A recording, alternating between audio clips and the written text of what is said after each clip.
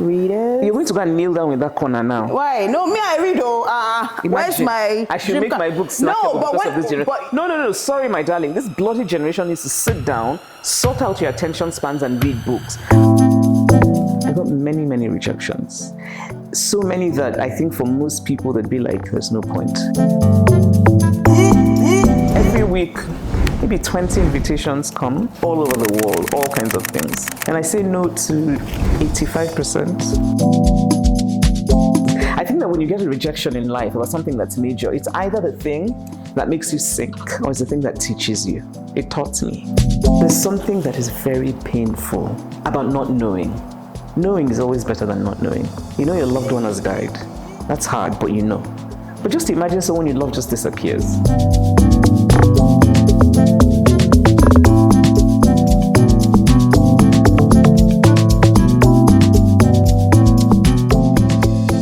Hi everyone. Growing up in high school, I was an art student and I had the opportunity of reading books like Popular Hibiscus, where we're introduced to characters like Kambili, Eugene, Jaja. Guys, it's such a pleasure, honor to be sat here with the author of Popular Hibiscus, Chimamanda Ngozi Adichie. Hi. Hello, darling. How are you doing? I'm well. Thank you so very much for blessing me with your presence. Yes, I felt that I should support your audacity. Oh, thank you. I feel very validated by that. Because there are many times that I've tried with people and it's just like, it doesn't just work. They're like, oh no, just because I'm not your known name per se. So I'm just like, having you here is all the validation. Yeah. Thank you so very much. Thank you. Are you ready? I am. You're about to have like the coolest interview ever. And this is me because I've binge watched all of your interviews. Okay. Are you ready? Okay, I'm ready. So let's start with you growing up. Okay. If I met Chimamanda, maybe 10-year-old Chimamanda, what would she be like? 10 years old. So I was in grade 5. Well, I can tell you what I was doing when I was in grade 5. I had a wonderful teacher, Mrs. Carlo.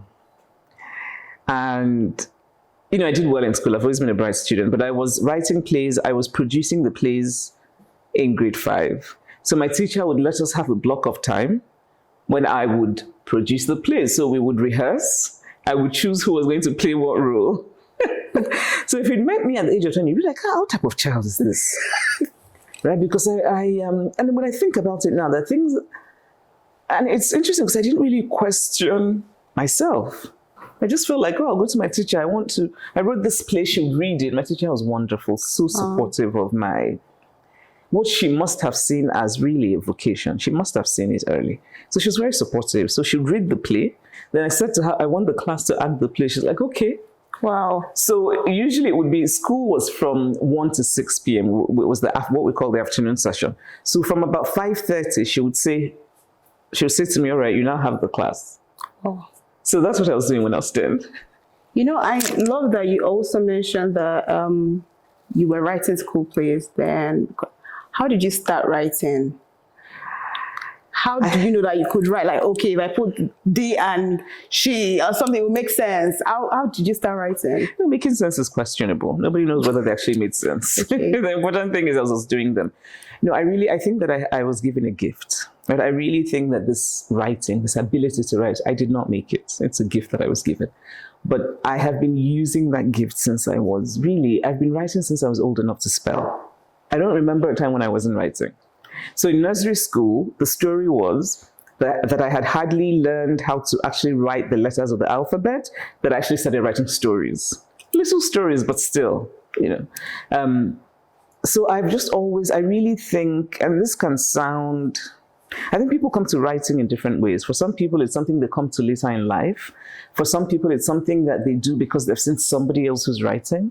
Mine is very different. I feel that mine is kind of like a vocation. I really believe I'm doing what my ancestors want me to do. I'm doing what the universe wants me to do. Because I didn't make it. But of course, I made the choice to use it, which I think is a different thing. So it's hard for me to talk about how did you come to writing. I never came to it. Writing has always been there. Can I learn how to write? I think you can learn. There's certain things you cannot. I'm not sure that one can teach a person how to be a fiction writer. There's certain things. Maybe I should answer. I teach writing. I've taught writing in the past. I've done writing workshops. I'm teaching my students how to read. Actually, I'm teaching my students how to read like a writer, so that when you're reading what someone else has done, you're reading it very carefully. And you're noticing things and you're underlining things and you're seeing how they use detail and how they use dialogue. That's what I want my students to do. So I think you can learn to write better sentences for sure. I think you can learn to read carefully. Can you learn to tell a good story? Maybe. But you can always be better. That's the thing. So you can go from really terrible to slightly less terrible. Yeah. Are you asking for yourself? I mean, Mr. Sam, my literature teacher in high school would swear that I was a good writer. I just didn't think it was me. But you didn't think it was a way to earn a living? Yes. Yeah. Yes. So true, because I would write like a poem and it would be like, oh my God, this is so good. In my head, I'm like, I just wrote this. It's not that deep. Yeah. Really? So you actually wrote poetry when you were younger? Yeah. Actually, you would write, oh my God, this is so... I think it saw something in me, but I just... Maybe it wasn't the way you say... You feel like this is what you're called to do by your ancestors. Maybe that was what I was called to do. So, but it can still be something you do, right? So I don't think writing should be. I did not think of writing as a way of earning my living, which is why I then started studying medicine. Because what I was thinking, I was doing well in school. I did not want to be a science student. But you do well, they tell you, you have to be a science student, right? You have to be in the science class. And then they're like, but you have to be a doctor. How can you you got to all A's, you have to be a doctor. And at the time I thought, writing is what I love, but I'm probably never going to earn a living from writing, because you have to remember, growing up in Nsukka, yes, there were writers, but they wrote in the 1960s, So I was thinking, okay, I'll be a doctor. That's fine. So that I can actually feed myself, but then I will still write. So my plan was, I see my patients during the day, at night I write. Oh, well. That was kind of my plan.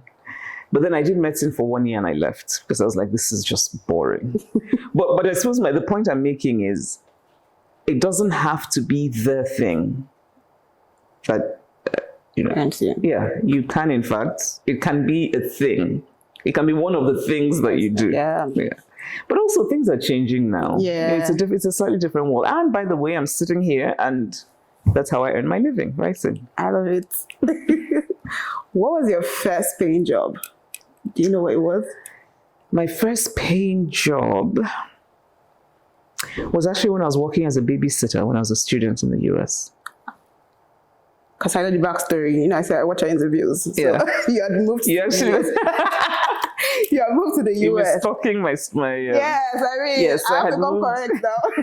I like that. I like homework and preparation. So I made a good choice to do this podcast. Yeah. Just meeting you, I was like, she's one of the good ones. Aww.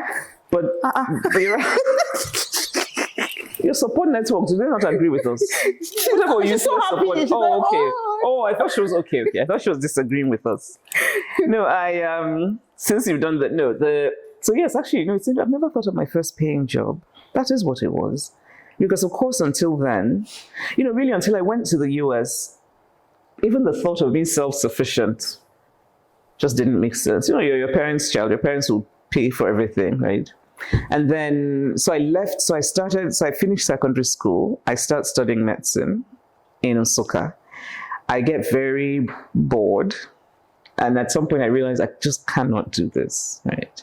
And also I realized there are other things I can do that's still a science, because I couldn't leave the sciences, but wouldn't be just as boring as medicine. I always preferred chemistry to biology in secondary school. So I thought, all right, now I'm going to do pharmacy because chemistry is more interesting. And then shortly into pharmacy, I was like, no. This is not working. The lecturer is talking, I'm writing poems at the back of my notebook. I was just like... And so that's when I got the idea. I thought, if I go... really, the only way I can escape science is by escaping Nigeria.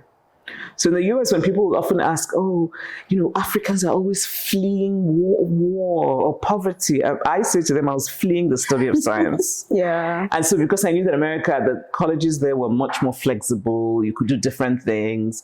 And so I actually went out to study for the SATs on my own. Oh, wow. Applied to the colleges on my own. Because my plan was I'm going to get a scholarship, then I'll tell my parents. And that's what happened. And so my first paying job was when I went to the US and started as an undergraduate. And of course, everything was very different. And, I was living I was living off campus. I needed to pay my rent. And suddenly there's a kind of growing up that you're forced to do, I think, when you leave home at that age, at least for me. Because until then, everything was about my parents. But suddenly I realized I have to pay my own rent. And so I started looking for a job. And the two options were to be a waitress or to babysit. And I applied to both everywhere. I mean, I was just like, and then I started babysitting for this really lovely family. And the kids, 3 children who, really just came to love having me as a babysitter. I remember how much they cried when I left. Aww. No, really. And they were just lovely. So that was my first paying job. And there was something very satisfying about every week getting a check. Yep. Very satisfying. So I love that you actually mentioned leaving home, which brings me to my next question. In Dream Count, Chiamaka's mom says, first novel writing, now travel writing. What if we can't afford all these things she keeps doing? And I feel like that's so real because why? The privilege is there and it's screaming, like, why? And it brings me to my question to you. You were first studying medicine. And then you moved to pharmacy. I'm going to beat you. I'm going to beat you this evening. And then you moved to pharmacy and then to the US to study communications and political science. Yes. Did your parents ever feel like, what the other shit doing? Or the practicality of that path? Did they ever think about it like... First of all, Chia in the book is not me. Okay, let's be very clear. No, I understand. Okay, good. Because but I do feel like, Did my parents at any point say? They must have. They didn't tell me. Okay. But you know what? Honestly, and every opportunity I get, I'm just so grateful that God gave me those parents. I really had the loveliest parents. But also, I think I benefited from being number 5. In a family of 6 children. If I'd been number 1 or 2, that would not have happened. Because you do not come a child in Nigeria, you got into medical school from taking JAM, and you know how difficult it is, and one day you just wake up and say, I want to leave. Why? Because it doesn't feel right for me. Like, it's, so I think if I'd been the first, my parents would have been like, is everything okay? Will you come on, get back to where you came from, But I was number 5, and my sister is a doctor, so they already had a doctor. Oh, yeah. So I think that it made things a bit easier for me. And I think also, to be fair to them, I think they recognized that I was a bit different. So as a child, I knew that I was a bit different. I was writing stories. I was, I think, much more outspoken than the average child. I was also much more curious. So I wanted to know everything. And also I was very, I read things and I asked questions that were not always not just age appropriate, but also not expected of my age. So I think my parents knew I was a bit strange, and they gave me room. This is something I'm really grateful for. So when I left medicine and I went to them, actually my parents supported me. And so because my parents were staff of the university, remember? My mother was registrar at the time. My father was a professor. And so when I went to them and I said, I want to leave medicine, they said to me, why? I said, it's never really been the thing I wanted to do. I now want to go to pharmacy because biology is boring. Chemistry is not so boring. They said, are you sure? I'll never forget that. Are you sure? I said, yes. They said, okay. So it was actually my father who went to the dean to say that I want to withdraw my daughter.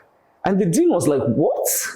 And my father said that he asked his staff to go bring my results, my first year results, because I think he felt that maybe I was failing, but that's the reason I wanted to leave. So my father said he looked at the results, looked at my father.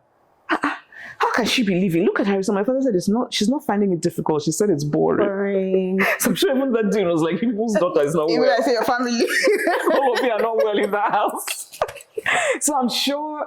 But the other thing is, I think my parents always knew that I was very hardworking. I've always been strange, but also very hardworking. If I say I want to do something, I'm not going to get up and fly away the next day. I'm going to put in my very best. So I left and went to pharmacy. And then, but again, when I came to them to say I'm leaving, I already had a plan. Right? Here's the thing, that I have a scholarship. Oh, wow. I took the SAT, they knew I took the SATs, but I have a scholarship from 3 colleges in the US. So there's a plan. My sister was in the US, so at least somebody will feed me until I can feed myself. So there was a plan. It wasn't just, Chia is a bit more flighty. Yeah. Chia is just like, oh, I just spoke, and then she leaves. So there's a kind of slightly crazy privilege that Chia has, which I never had. And I'm grateful I never had, because that can actually make you a very stupid person. Yeah. If you're not careful. I feel you. Please, people should leave Chia alone. I love her. Oh, okay. I actually do. I feel like there are many Nigerians who are like, what is this? No, I love her. Actually, when I don't want to get it yet. Okay. Okay. So on becoming Chimamanda, I know that there are so many appraisals, awards, everyone's saying Chimamanda this, Chimamanda. I don't know if, because at some point you must probably have maybe had it be difficult, or I don't say struggled, but what are some of the challenges that you faced on becoming Chimamanda? We don't have enough time in this your podcast. Let's start with, actually, I think maybe what I should tell you is what my dream always was to be read. So I wanted to, writing is me. Right? Reading has also been a very important part of my life. But writing, again, I just really feel like it's an ancestral gift. So I have to write. But the other thing is I wanted to be read. Right? And sometimes, you're not sure. My point is I don't remember sitting down and saying I want to be famous. I wanted to be read. I wanted my work to be read. It's not quite the same thing. I wanted to be read very widely. But it's not quite the same thing, because there are many writers who are read very widely who you've never heard of, or you don't know. You don't know anything. They're not quote unquote personalities. So becoming that was never my plan. It was an incidental thing that happened. When I think the most difficult time in my, as you say, becoming Chimamanda, even though I never really think about it like that, was when I was trying to get published when I first went to the US. So I was an undergraduate. I was writing as usual. I've been writing the whole time. And I was trying to get my first novel published. And this first novel was not very good, because it wasn't the real thing. I wrote a novel based on the novels that I saw in the bookstores, not the novel that my heart was calling me to write. So I like to say that I wrote something that wasn't true, something that was false. And I knew what I wanted to write, but I felt like nobody's going to publish this book if I write it. I knew I wanted to write a book set in Nsukka, a small university town in Nigeria that nobody has heard of, really, at least nobody in publishing. I knew I wanted to write about, this family that's very intense, and wanted to write about Catholicism. And I was just thinking, but all these other books in the bookstores are very light. Yeah. They're not about these things. So I wrote a version of that, what I saw in the bookstores, which was not very good. But I kept getting rejection after rejection. And I came to it with a kind of confidence. I was like, oh, of course now. Once I send this thing out, somebody will write me and say, yes, they want to publish it. So the rejections actually messed with my head. But it was good for me. It was good for me because it was, I think that when you get a rejection in life about something that's major, it's either the thing that makes you sink or it's the thing that teaches you. It taught me. It taught me not to be fake. Right? It taught me that if you're going to write a book and you're going to be rejected, at least be rejected for the thing that's true. But also it taught me that maybe anything that worthwhile shouldn't be easy. The rejections were hard, I have to tell you. So at the time, this was pre-internet. So this is sort of 1998, 1999. Many of you were not born, so you don't even know what I'm talking about. But at the time, you would send off the first 2 chapters of your manuscript and the cover letter to the publisher or agent. So generally in publishing, you want to get an agent who will then find you a publisher. Yeah. And it's actually much more difficult to get an agent than it is to directly get a publisher. But you want an agent because you want somebody who's going to speak for you, who's going to sell you. And at the time, you would include a self-addressed envelope so that they could respond and tell you yes or no. So every time I would go to the mailbox and find an envelope with my handwriting and my name on it, my heart would start beating. Because I'm thinking, is this another no? And then I would open it, shaky hands, and it would be another no. I got many, many rejections. so many that I think for most people, they'd be like, there's no point. But for me, there was never an option of giving up. I was like, I'm going to get published. So I kept trying. And here we are. And here we are. What's one thing you miss the most about Nsukka?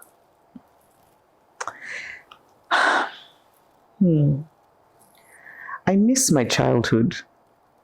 I went back to Nsukka 2 weeks ago, and I hadn't been back in many years. And, it was very nostalgic, very bittersweet. And I just miss my childhood. It was a time of happiness. It was a very simple time. I miss that. I miss everything about childhood. It was Nsukka campus was slow and small and safe. And I think the best place for a child to grow up. So part of the confidence I have about being out in the world anywhere came from that. And I miss that because you can never bring your childhood back, but you can get very nostalgic about it. Yeah. After I think about going to, and I was a very strong Catholic little girl, and Sunday Mass, I missed that, the sense of community. And then after that, all of us in my dad's car, dad would drive us to go buy newspapers and bananas and groundnuts. And it was just this lovely ritual. I miss childhood. I miss childhood. No, really, and especially when being an adult is tough. Yeah. And if you're fortunate to have a childhood that's happy, it becomes a thing that you look back on when you encounter all kinds of obstacles of being an adult. You just start longing. You just want to go back. Yeah. Saying adulthood stuff is real. Do you have friends that you had back in the days? Do you still have them now? Yeah, of course. My best friend Uju's been my friend since Nsukka days. She's been my friend. I'm 47. I'm going to be 48. She's been my friend for 35 years. Wow. Yeah. Wow. Do you have new friends? Do you make friends? I do, but there's something about someone who's known you, who knows where you came from, so there are different categories of friends. I do. But of course, I think one of the things about being a public figure, it can be, there are people, sometimes I'm not sure, sometimes it's difficult to gauge who wants to be your friend or who wants to be Chimamanda's friend. I think there's a difference, So it's really good to have those people who've known you forever, who knew you when you were, when I was in grade 5 organizing those plays, who knew me then. Actually, I just saw someone this evening who was in my class in JS1. And she kept saying to me, "Are you sure you remember me? Do you really remember me?" And I was like, "Of course I remember you." Aww. So I do make friends, but make new friends, but keep the old. One is silver, well, how do you decipher if somebody is just trying to be friends with you? And the others go. How do I know? Yeah, can you really tell if somebody's just being your friend just because, you're popular, you're famous? I can tell. No, you cannot always tell. So there are times when I have, sometimes you put more trust in people than they deserve. Yeah. And then they disappoint you, right? And it can be very hurtful. In general, I think I can read people well, but sometimes I'm wrong. So there are times when I've met someone and I felt, oh, this person is genuine. For me, what really matters in people is that they're real. I just do not like people who perform or who are false. I can't stand it. Life is too short to be fake, right? But sometimes I make a mistake. Sometimes I think this person is real, and then I realize, no, they're actually looking at me not as a person, but as an opportunity. And that's a terrible thing.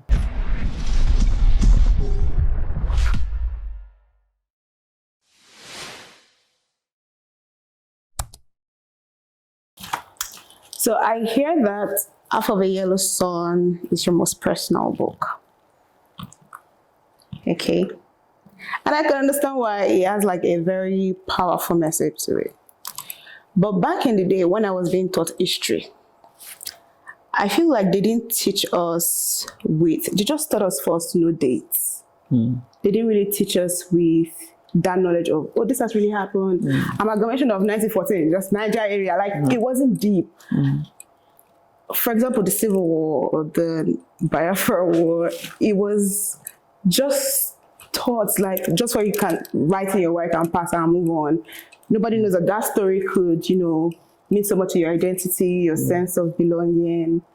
How do you think we can teach history in Nigeria to preserve the true meaning of what it really is? Yeah. Because I didn't know, so like 4 years ago, I didn't know it was it's not, but it's never that deep, do you understand? But like, it truly is. And I've heard your story. I've heard how you, this has informed me. This has made me more aware. So how do you think we can teach history in a way that the meaning is still very authentic? By using stories. I think the best history teachers are storytellers.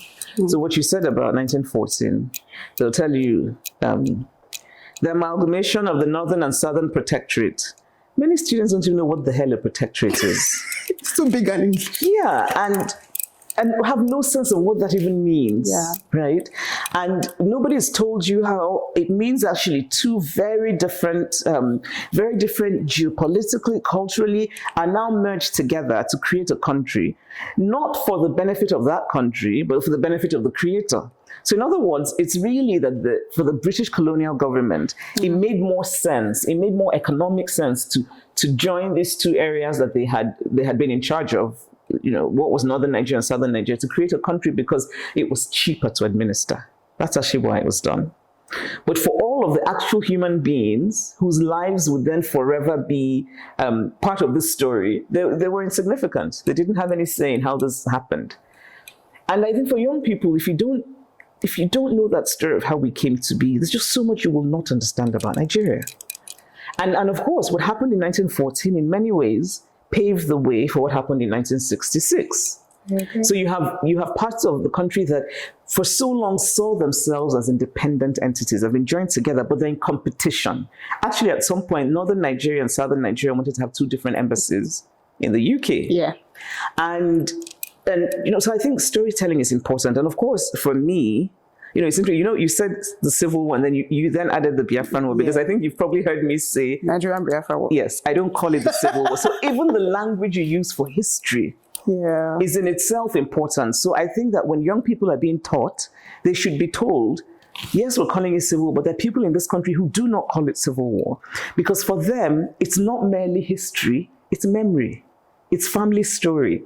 And for them, for 3 years, they were not Nigerians. They were from an independent country called Biafra, which, by the way, they had formed because they felt pushed out. Right? And then you can talk about the people who opposed this and why they opposed it. But I think storytelling really matters. And so yes, but I think because I read books from a very early age, I kind of understood Nigeria more than one would from just taking history classes. Yeah. And the other thing is, history teachers should stop making it boring. I remember so many people just found history so boring. I agree. It's a recitation of dates and rubbish. And actually, history is fascinating if we tell stories. So for me, Half of a Yellow Sun is not just literature, it's history. Because I know that there are many people, especially younger Nigerians, by which I mean people born after 1970, who did not know the story, and for whom this would become not just literature, but history. Right? And I think it's important. And it's part of the reason why I was determined to do the research really well. I read everything that has been published about that Nigerian Biafran War at the time. I read everything. I looked at archives. I spent a lot of time. I have a huge pile of material from my research that did not even make it into the book. Right? So I knew much more than I needed to, but that's because I wanted to come to the story with authority. So I write this book, it comes out. If you have anything to challenge with, we can have the conversation, because I have my facts. Yeah. But no, really, what you said about history, it's so important, and I just don't think that we take history seriously in Nigeria. I agree. And we have such short memories in this country. It's very heartbreaking. The movie, did you like it? Next question. Okay, we're moving on. Did you see the movie? Yes, I did. What did you think? No, I think we're saying that before you came in. I didn't like it. I feel like it was rushed. That's a huge book, and it was too. It didn't do it for me because it didn't pass. But okay, so I like the. I mean, Genevieve wasn't it, but where's Boye? We were speaking about it before you came in. I didn't. I think this, so. The part of the reason I don't. Well, first of all, the person who made the film, was somebody I have a. Well, sadly, he's passed away. P. Bandele, but he was a friend and somebody that I had a lot of respect for, and a fantastic writer. And I think that B did the most that he could. So you have a book like that, it's difficult. This is why I don't really like books being made into movies. There's such different things. So even the first conversation I had with B about it, where he said to me, oh, but Ubu cannot be the center of the film. It has to be the sisters. And I was like, what are you talking about? Right? So he's like, no, because of the cinematic potential. And I'm like, okay, we're not going to have, I just stepped away.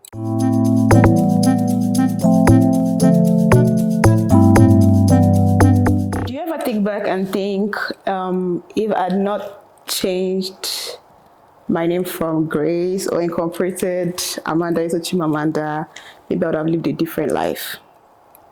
That's interesting. Would I have lived a different life? Maybe. I don't know, actually. I don't know. But the thing is, Grace never felt like me. I mean, even when it was my name, which is to say that... So this change happened just before my novel was published, so 2002 maybe? But I'd never been Grace. Grace was my mother, you know? I'm happy that I was named after my mother. And honestly, since my mother left us, a part of me has kind of wished that I had kept Grace, even if I don't use it. But Grace is not on my passport, Grace is not on my license, Grace is not anywhere, apart from, of course, my birth certificate. But would I have? I think there's something to be said for, on the one hand, being called Chimamanda Ngozi Adichie, and on the other, being called Amanda or being called Grace. It's just a different world, you know? I don't know, actually. But I think that my decision to become Chimamanda is really... We should probably say, for people who don't know what we're talking about. Yeah. That when I was, but my birth certificate, there's no Chimamanda. Chimamanda is the name I invented. So all of the Chimamandas in the world were born after 2023. Yep. 2003, sorry. Yep. Yeah. So the name was Amanda, and I added Chim to it. And I was delighted that actually it has a fantastic meaning in Igbo. My God will not fall down. So I really felt, I think it's one of the few times in my life that I have felt that very Pentecostal feeling of revelation. It really was. I felt that it came to me. It really felt like a revelation. It brought it. It came to you. Yes. Yes. You're a fashion icon. I hope you do know this. Yes, one of my many hats. Okay, what is that fashion icon hat? What does style mean to you? And was it intentional with your branding that you needed to look poised, elegant? Like, I feel like because you write, it's a serious show to feel like it's already a serious work. Yes. Then I kind of like feel like you just kind of like softened it with fashion. Softened it with fashion, yeah. You know that there are people for whom liking fashion means that you're not a serious person. It's true. Maybe not so much in Nigeria, which is one of the reasons I love us. That a woman, you know, so a bank CEO, she dresses up, her face, her hair, everything's really very good. In the US and the UK, really in much of Europe, it's the opposite. The more seriously you want to be taken, the less you're supposed to pay attention to your appearance. So I went through a period of pretending when I was in the US that because I want to be taken seriously as a writer, that I wasn't interested in fashion. So I remember before I was published, I went to a number of writers' festivals and writers, I think where you would sort of go for maybe 4 days with other writers, and then established writers come and they talk to you. And I would just wear the most boring things I had, the things that inside me, I'm like, what's it be this? Yes, but I wore it because I said, no, I'm a serious writer, you know? So sad. And no, actually very sad, because part of the reason I started talking about fashion is I thought there are many other women like me, women who are interested in ideas, in politics, but who also like fashion. Why should we apologize for it? And it's not this idea that somehow there's a contradiction. There isn't. There isn't. There are many of us out there. When I started talking about it, it was really because I was tired of pretending that I did not like fashion. And not just fashion, femininity. I'm interested in hair and makeup. And yes, fashion, but also just really style. I don't really care what is supposed to be on the runways. I care about what I like. And I kind of felt that if I talked about it publicly, then maybe other women like me would feel that they didn't have to hide or pretend. So I don't really think in terms of brand. I don't actually like that language of branding because it just feels too business-ish. Branded. Yeah. Packaged. It's not, I don't, and also I think, for me, it's not that I'm thinking what is good for my brand. What I'm thinking is what feels true to myself, which is part of the reason why when I say things and take positions, I'm not really doing it because I'm thinking, okay, how does it fit? I'm doing it because I'm thinking, I want to talk about something. I think it's important. It feels true to me. And if people come along, that's fine. If people do not come along, that's also fine. Because I know the reason for which I said it. It's the same thing with fashion. So I like the things I like. If you don't like it, sorry, that's your problem. But I like it. But of course, choosing to wear mostly Nigerian brands, which I did a number of years ago, was a lot more it's something I did knowing what I wanted to do, which is I was thinking of it as a kind of fashion nationalism. Oh yeah. I have a platform. I'm fortunate to have this platform. I had gotten to the point where foreign designers would send me clothes. People were always offering, would love to dress you. And I thought, this is a good opportunity to start wearing Nigerian brands. And then it was also really nice to be named one of the best dressed in the world by Vanity Fair. And so that kind of thing just sort of makes, now that designers saying, this is a fashion person. And I'm saying, thank you, but I'm wearing Lady Maker. This is a Nigerian brand. Yeah. So I think it's also just, you find different subtle ways to show up for your people. Yeah. Really. Right. Yeah. How was the Met Gala?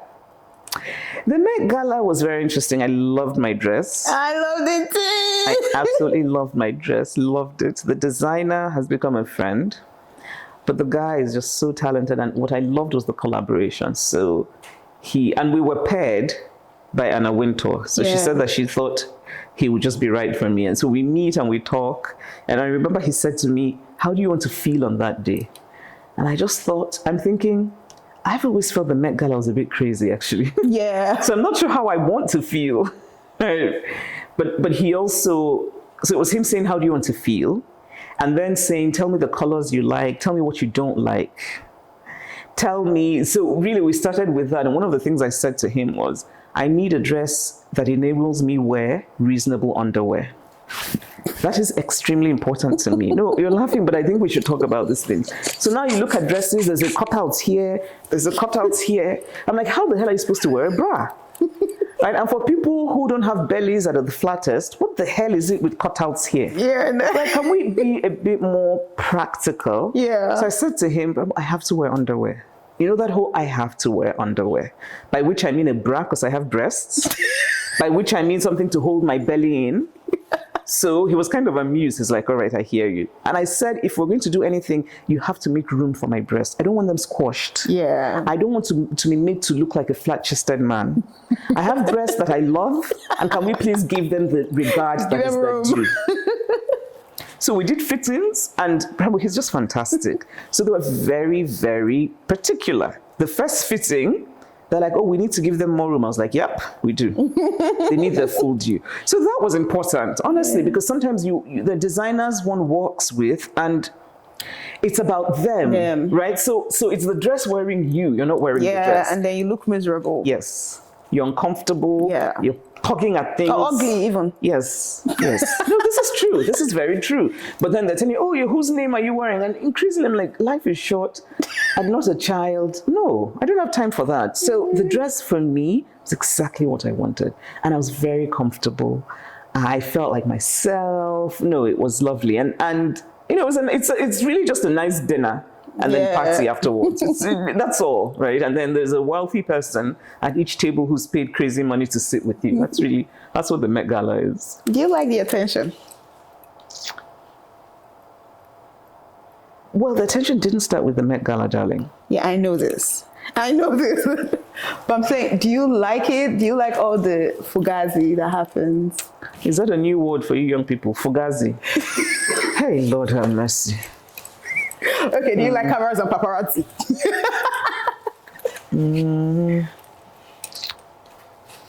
Like is an interesting word. Do I? Well, first of all, I'm actually quite awkward about being photographed. I don't like it at all. I like to have beautiful pictures of me out in the world. I do not like to be photographed. So I'm very awkward. Actually, quite. No, this is true. Whenever I see this, people are like, that's not true. That'll be Tomike. Same. It is, in fact, true. I do not like it at all. I don't. And I also don't like, being photographed, the whole thing. There's an artifice to it that I just think, this is so fake. There's a shoot where the guy says to me, think of your back and then raise your neck. And at some point, I'm feeling like I'm like this. And then he's telling me, trust me, it looks good. I'm like, yeah, but it feels stupid. So I've never liked that. So do I like being photographed? No. No, I don't. Do I like... Well, honestly, attention, I suppose it depends on... as a little girl, I had attention. So it wasn't... I was the bright girl. I was also the popular girl. Okay. So it's not alien to me. But there are times when, what I will tell you is there are times when I want to be anonymous. Actually, many times. There are times when I don't want to be Chimamanda. It's sort of in that public sense. Okay. Yeah. But it's not a complaint. I want to be very clear. It's not a complaint. This is the life I have. I'm happy. But there are times when you just want a bit of anonymity. You don't really want too much attention sometimes. But sometimes it's fine. It's nice when people are wanting to give you things, send you things. Yeah, that's very nice. That's the part I like. I can't wait. I wish you the best. I hope you get there. Because, every week, maybe 20 invitations come from all kinds of things, all over the world, all kinds of things. And I've gotten used to it. And I say no to 85%. This is to make you feel doubly grateful that I said yes to you. I'm so grateful. I know this. I'm so grateful. Thank you once again. How was COVID here for you? COVID was horrible. That's when my father died.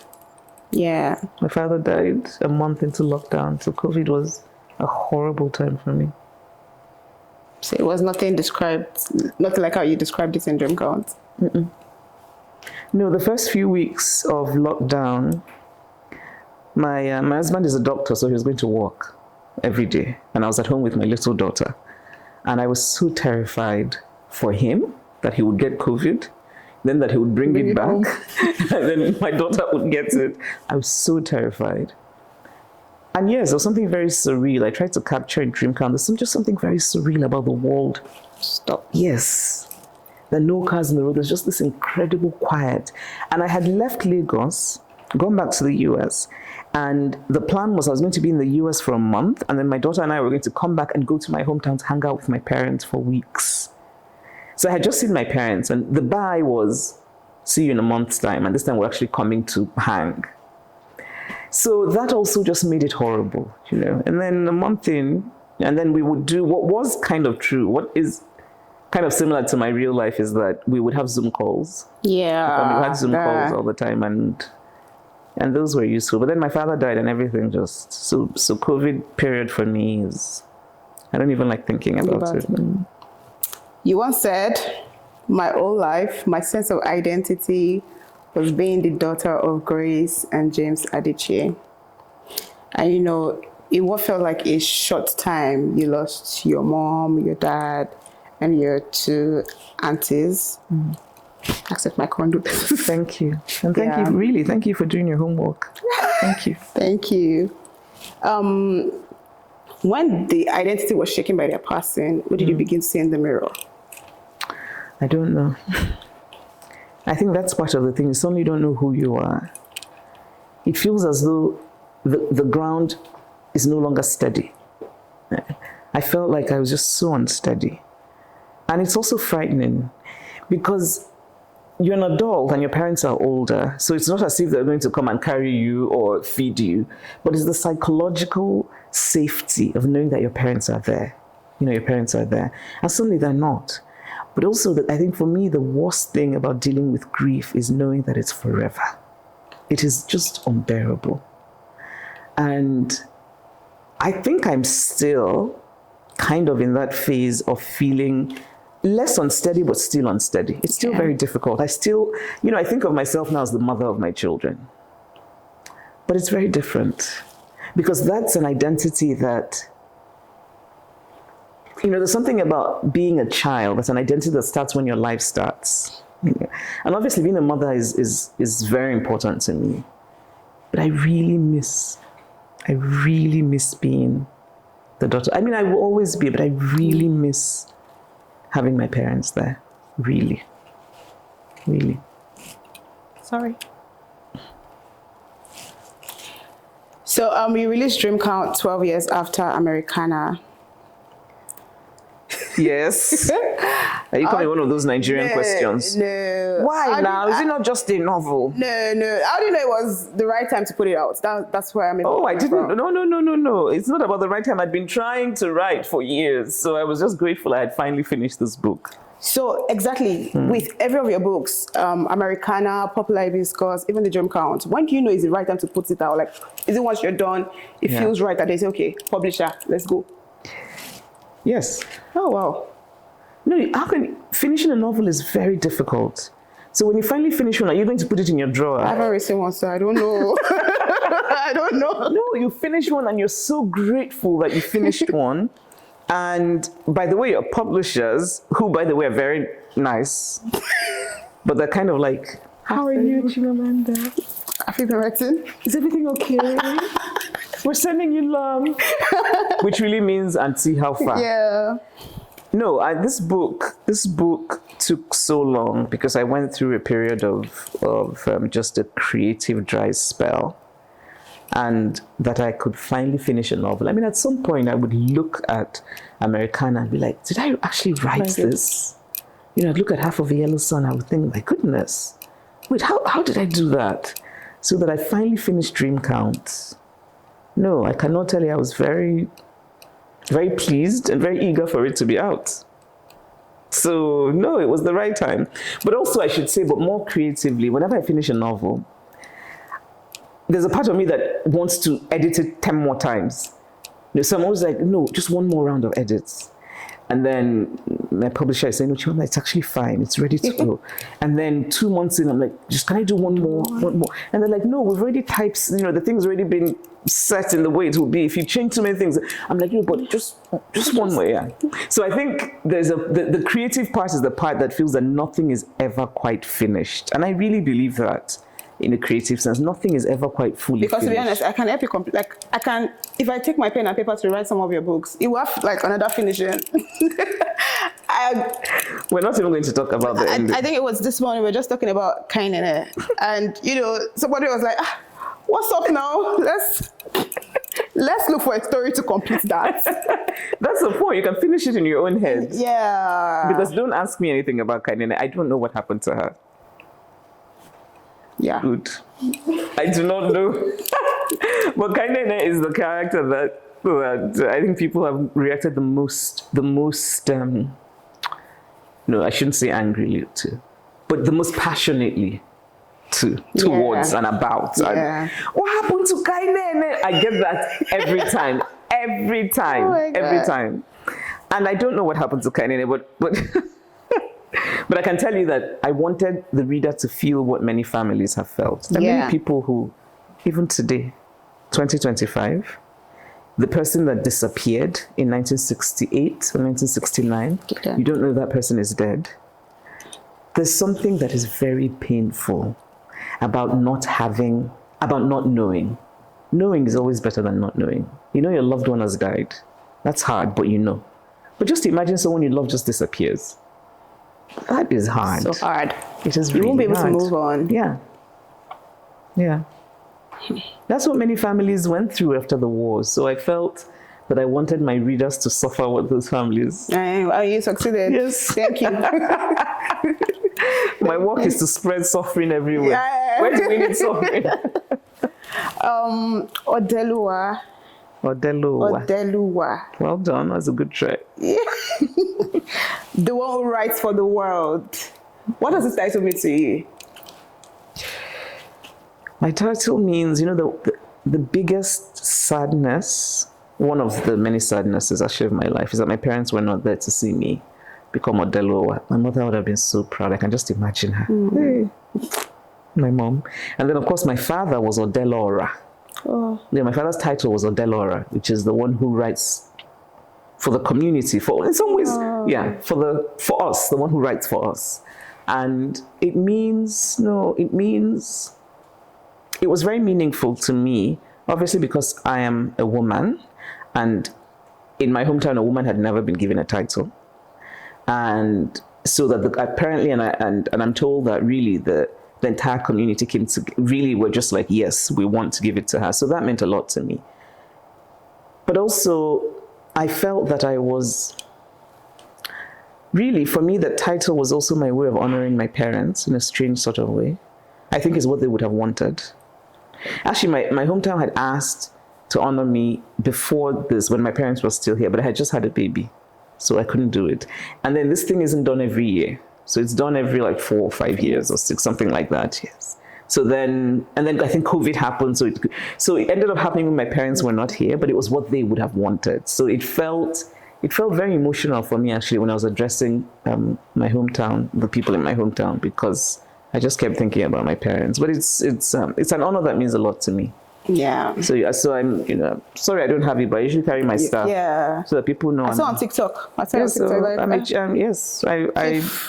And I own it. And whatever respect you give to a man who has that title, you better bloody well give it here. I love it. Yeah. I love it. Yes. I love that so much. So my next question is about writing. One of my favorite artists in the world is Beyonce. Okay, and she sampled, one of your quotes in her song Flawless. How did that collaboration come to be, to start with? Was it like an email from Parkwood? What was it? I was like... Moving on. Eh? What was moving on? We did a whole challenge before you came. What was the challenge? Like a dance challenge to your quotes. We did that to your quotes. What are we moving on? Oh, okay. Ria forgot to tell you that one of the questions I'm not interested in is the Beyonce question. It was a nice collaboration. It was wonderful. I'm happy that she did it. So let me tell you 2 things. I did an interview once where I was just unimaginably misquoted. Oh. And I think in some ways deliberately so. So I was talking about feminism, and I was saying that the different ways of people expressing feminism. Sometimes people talk a lot about men, which they should, because, that's the whole point of feminism, that men have more power. Some people don't. And then there were this apparently quotes that went out where Chimamanda said Beyonce is not a feminist, or is not the real kind, or something. And so in all those years, people are constantly asking me, so the quote you made about Beyonce, and I'm just like, what the actual fuck? So in all your research, that didn't come up? No. Oh, I'm happy to hear that. No, it didn't. Oh, that's good. I would have skipped the question then. Oh, that's good. So let's skip it and move on. You said you're going to tell me 2 things. You told me 1. So no, the other thing, it's that happened. And then the second thing is, I then decided I'm just not going to talk about it. It's actually quite irritating, to be honest, when you realize that what people want is, so tell us, so what was she really like? And I might tell you, and you put it out there, and somebody will misunderstand it. And there are things I don't mind being misunderstood on, but not when I'm talking about somebody else who's a public figure. I don't like that. Okay, I hear you. Do you ever feel tempted to make your books more snackable? Like we can just read? No, of course not. Even with this generation of Readers? You're going to go and kneel down in that corner now. Why? No, me, I read. Where's my... I should make my book snackable because of this generation. No. Sorry, my darling. This bloody generation needs to sit down, sort out your attention spans and read books. Because at the rate you're going, you're overseeing your own decline. You're destroying your future by not having a decent attention span to read. Make my book snackable. No, I'm just saying now. Your hair is fine. Otherwise, I've started pulling it. No, they asked me to ask you. This one is not me that wrote it. They told me to ask you. I denied that. Who are those people? Because any of these people here? Because that's this friendship will end now. Okay. No. Clearly, they asked me on TikTok to ask you. Oh, now you see, you shouldn't even get. You do not canvas for questions on bloody TikTok. That's part of the problem. I didn't. I was searching. It's kind of like don't lie. No, I'm serious. There's like a search bar where you can see what people really want to ask you. So I did that, and that was true. Yeah. Oh, really? Yeah. So they asked me to ask you. I think okay. No, the answer is no. Okay. And I feel so strongly about. I feel so strongly about this. People need to read, and it's not because I write. Reading is so important. By which I mean I don't mean reading text and reading Twitter or reading TikTok. I mean actually reading. Something's happening. Social media has rewired our brains. It really has. And so you look at studies done on the people born before social media became a thing and people born afterwards. And it's so stark. Afterwards, short attention spans, they can't hold interesting conversations for long. They cannot think as critically. It's true. So the problem is because you're consuming information in these very short things, it's rewiring your brain. And the human brain has not been rewired in this way since we came on Earth. It's true, actually, if you read about it. It bothers me a lot. If you don't have a short attention span, there's no way you're going to be able to have a decent economy. Because nobody's going to be able to think clearly. Certain things need sustained thinking. So when people, and your question is not the first time I've been asked something similar. At least I didn't go off on you like I did on that person. I'm sorry. No, the thing is not, we shouldn't be changing what is good for us. We should be trying to change ourselves to be better. Right? So you can have your TikTok, whatever, but it cannot be the only thing you do. It should not shape how you gain knowledge. It's bad for us on every level. And so there's young men in San Francisco, wherever they are, the tech people, who I think have questionable emotional intelligence and are therefore putting out things in the world that are bad for us as human beings. They're encouraging us, for example, to forget that what really matters is human-to-human connection. They're talking about AI, and then we're celebrating, this robot can do this. Why? Why do we need a robot to do that when human beings can do it? And we forget the cost to us, mental, emotional. I mean, people who do not have contact with other people are not happy people. People who do not know how to read sustained things are not intelligent people. And it makes a difference for our future, especially for us in Africa. A lot of these people have developed countries. We don't. Yeah. And we're still chasing the same things. It's just, I find it very upsetting. But anyway, just so that we don't take forever. Mm-hmm. No, I will never think of making books snackable. Okay, no. Recommend one book to Gen Zs. One book that you think every Gen Z should read. Americana. True. We deserve.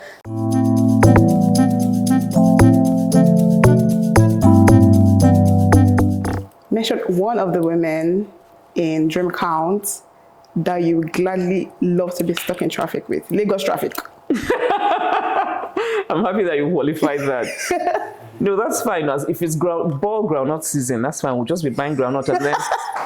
But the thing is, the people in traffic call Igbo people call it okpa. The little black balls. Walnuts. They call walnuts. I'm like, that is not a bloody walnut. But anyway, I love those things. So, traffic, omelogo, groundnut, and okpa. I agree. I'm a Lagos character, I love all of them. Which character healed you a little while writing her? I guess it depends. How? I mean, there's the grief part. Yes. Yeah, so maybe in that regard, or even when it comes to the creative stalling. I love that. Which one kind of made you,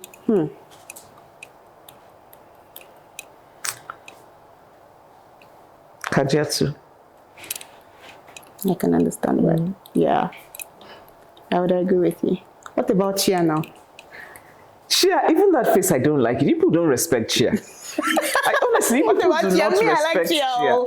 Chia. Even I do not like the lack of respect. You know, I did an event in Lagos, and Ibuka, who was the moderator, Ibuka, my person, said that Chia is a very silly girl. No, but I actually saw myself in Chia. I won't lie.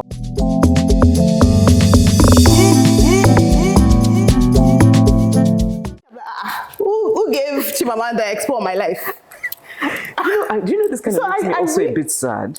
Yes. Because many women say that they know Darnell, but they've been with a Darnell. Yeah. What are you women Very toxic. Doing? No, that was back in the name. I was like, maybe I was very young. Yeah. I had not grown. My dream had not been counted. So you now know that no room for Darnell. So I'm like, it was so bad that when I was reading, I'm like, stand up now to be going now. Why would somebody, you know? Yes. I had that. But you also understand that there are many people who don't stand up. Yes. Yeah. I agree. I've always been fascinated by relationships that women get themselves in, and internally they know it's bad for them. They know they're unhappy, but they keep finding ways to justify to themselves why they're there. And so I think for me, it's also a question of what is love? I mean, should we really be calling that kind of thing love? You're in a relationship, you're not happy, you're not yourself, you're not relaxed, you're always tense. You can't show your happiness. Yes, this person is putting you down. You're worried about telling him things because you know that he'll just cut you down. And he doesn't even pay for his demo. Brokers. She's paying the bills, and then she's telling herself it's love. Is it? I mean, I'm hoping that young women read that and start asking themselves, what should love look like? I think love should be easy. I think love, this idea that somehow love should hurt or love should have pain. Never agreed with that. It shouldn't. What character broke your heart the most by writing? Kajiatsu. Kajiatsu was very emotional for me. Obviously because she's based on a real person. But also, at some point your characters also become real people in a way. Yeah. So she's the one whose story, moved me, hurt me. Okay. I want to end on this note. And I want to use a biblical allusion. So for God so loved the world, he gave us his only begotten son. For Chimamanda so loved the world, she gave. I'm not giving people anything. No, you go give us something. For a minute, I thought you were going to tell me, will you give us your son? She gave.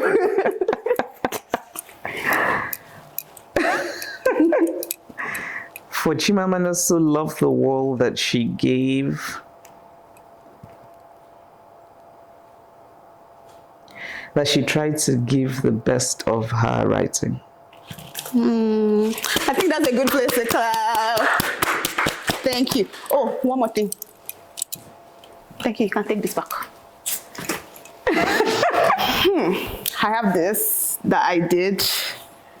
And these are like web most search questions about you. Oh, Lord have mercy. Is Chimamanda? I'm not even sure I want to see that. What is Chimamanda Adichie? What is? No, like. Oh. Yeah. How does Chimamanda Ngozi? So let's start with. People are asking to. You can have it. So there's a reason I never read about myself. I never search myself. Just a little bit. Never. Why? I have not since 2005, before Half of a Yellow Sun. Never. And I will never. Intentional? Yes, of course. Why? Because I think, again, this is the thing. I think that the internet has many positive things about it, but it's really important that you find ways to protect yourself from the parts of it that are terrible. And so you cannot battle with faceless ghosts. If you're searching for yourself all the time, what you're doing is you're battling with faceless ghosts, and it's meant to be bad for you mentally. And it's also going to distort your view of reality. You'll think, so this thing now, all these questions, right, I'm not interested in. But you don't know, I mean, how many people are asking, where are they? Are those people mentally stable? But this gives them a kind of power. You start to think that this is what the reasonable people in the world want to hear, if that makes sense. It can distort your view of... So really, for people who are in the public eye, and you, as you grow in your podcast, and you will, I really think it's important for you to find ways to shield yourself from things you don't need to know so that you can focus. Because if you go and search for someone says, on that her podcast, I don't like the way she's always saying how. You tell yourself, maybe I should stop saying how. But actually, that saying how might be your real superpower. The people who are saying that don't necessarily know any better. Yeah. So I think, for me at least, to keep focused on what I want to do. Okay, so we'll take this one. But are you related to Chinua Achebe? No. Okay. That's one of the questions. You see why I say people are dense? You see now? No, but this is the thing. Someone actually once said to me, I heard that Chinua Achebe is your father. You know what? You want to do it? It's fine. Are you sure? Yeah, because you've already planned it and you've printed it out even in hardcover. No, it's calm. I don't know if you paid money for this, so let's not waste your money. Okay. Okay. How did Chimamanda become famous? But how did Chimamanda get her name? How did Chimamanda get her name? Yeah. They wanted, I think they'll hear it. They'll answer. That's interesting. How did Chimamanda meet her husband? It concerns you. How does Chimamanda describe her childhood? Oh, really? That's one of the questions. Oh, that's sweet. Joyful. Okay. How does Chimamanda define power? I don't know that I've ever defined power. That's a stupid question. How did Chimamanda impact the world? You see what I mean about this? Do you see what I mean about this? These are dense questions. Now that I'm looking at it, do you see? I agree. Thank you so very much for your time. Have you finished? Yeah. What is the color of Chimamanda's underwear? No. Oh, that's a shame. Because I was hoping to share that. Bloody thing. Yeah, well, that's how it's even been started. Well, I'm actually happy that the question, how does she describe her childhood? But you know, and I don't even think the people asking necessarily mean bad. I mean, they're not even ill will. Some is just ignorance, laziness. How does she describe power? I mean, come on. I think that's a dumb question. But I think it just says something about what the point I'm making about what you should spend your time paying attention to. Right? There are just so many people out there who, and sometimes they don't even realize that what they write can affect somebody else's life in a very active way. The celebrities who have committed suicide because they've been just so wounded and put upon by faceless ghosts writing things about them. But those faceless ghosts are in their houses, are probably miserable, and then you're affecting somebody's life very deeply. Yeah. So I just, and I preach this all the time, but you don't even have to be a public figure. You can just be an ordinary person, and you have to tell yourself, be very careful about what you take in. Be very careful about how much of yourself you protect. And and this person is a Nigerian who's somebody in the public figure who said to me, my God, I wish I had your discipline. Because he said, I go and read these things and I get so depressed. And I said, it doesn't take discipline. If you love yourself enough, you'll do it. Yeah. If you love your art enough, you'll do it because you're protecting your art. If I'd started off reading what people said, I wouldn't even have written the things I've written. I wouldn't have said the things I've said. I would not be who I am because I would constantly be thinking about gauging, okay, that person said, maybe I shouldn't say this. But there's a kind of wonderful ignorance about stupidity that helps you do what you really want to do. And if you're doing it because that is what you feel called to do, what feels true to you. I can tell, for example, you're doing this podcast, you love it. It's what you like, right? Focus on it. And remember also that the comments on whatever, it's people, there's a certain kind of person who has time to do all that. Yeah. Often the people who are supporting you and loving what you do, they sit back, enjoy you, and then move on. They don't remember to go on. But then the people who, that's her podcast, I don't even like how she wrote it. They are the ones, there's an energy to negativity. Yeah. When people are feeling negative, it's energizing. I agree. Yeah, it's energizing. When people are happy with what you've done, They just enjoy it, and then I'm basking that. Yes, and then they move on. So maybe actually what we should do more, maybe you should do a podcast on telling people when you love something, come out more and say it. It's the people who hate things that are more likely to go on. And then you, the recipient, you're reading about yourself, like this guy who told me, and he's like, they get so depressed for days. And he thinks the whole world is against him. I'm like, yeah, but it's all in your head. The whole world is not against you, you know? So that's the reason when I tell you, I never search for myself, never. I will not do it. It's unhealthy. But there are many great stuff about Trisha. I'm able to search. No, I know, but I'm not saying it because I think I recognize and very much appreciate that there's a lot of love. I know that. And trust me, it makes me very happy. But I also know that there are things I don't want or need to see. And I'm also quite self-critical when it comes to my work. Actually, everything. So I feel like I have enough for myself. I don't need to hear it from the ghosts. And I don't mind if it's a person whose face I can see. I like having, I love people telling me, I did not like this, I like this, I love that. But when it's random ghosts, giving noise. No need. I've taken that away from this session. Good. Thank you very much. Thank you. Did you have a good time? I did. Thank you. Well done. Thank you. And I wish you all the best. Thank you. This will keep growing and growing. So I've been on this thing. The next person you ask, tell them Chimamanda was there. Can I give you a hug?